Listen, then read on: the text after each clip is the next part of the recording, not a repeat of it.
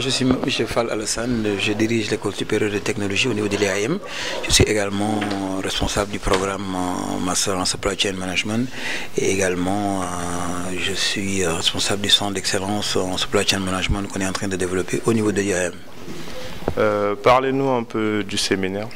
Voilà, alors ce séminaire, il est toujours organisé dans le cadre des activités du centre Supply Chain Management et puis il est destiné surtout à nos professeurs pour un peu renforcer les capacités dans le domaine de la supply chain, mais il est également destiné au secteur privé qui ont besoin des séminaires que nous on va offrir, mais également les étudiants, quelques étudiants disons en master Supply Chain Management.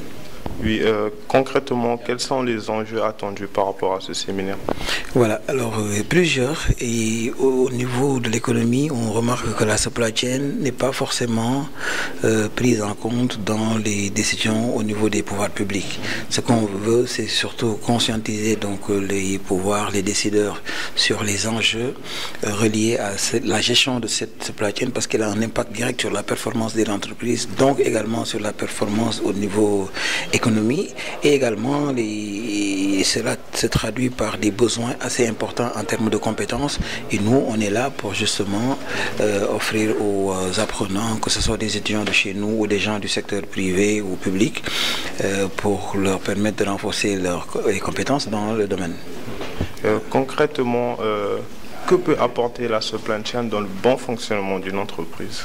Dans le cas d'une entreprise, vous avez un impact assez fondamental sur la performance, notamment la profitabilité de l'entreprise, sa rentabilité, et également il y a un impact au niveau compétitivité. La supply chain permet effectivement, et c'est le cas de beaucoup de sociétés qu'on voit qui sont assez performantes comme Amazon, comme Walmart, et qui trouveront au cœur de leur performance justement la bonne gestion de leur supply chain. Donc le but ici est de renforcer les capacités et les acquis en supply chain management ici au Sénégal. Tout à fait, c'est de cela qu'il s'agit et d'ailleurs je peux parler d'un partenariat qu'on a avec Bill et Melinda Gates qui ont remarqué que dans beaucoup de secteurs, à plusieurs échelons, il manquait des compétences dans ce domaine, que ce soit le secteur de la santé, le secteur industriel. Ils nous ont proposé justement de développer des programmes en partenariat avec des universités américaines pour justement couvrir ce gap-là.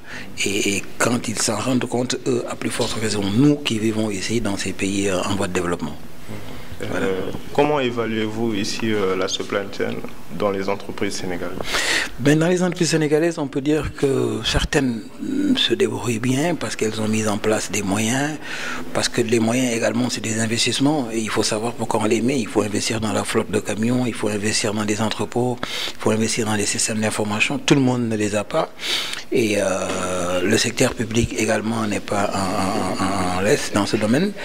On voit des investissements par exemple au niveau du port.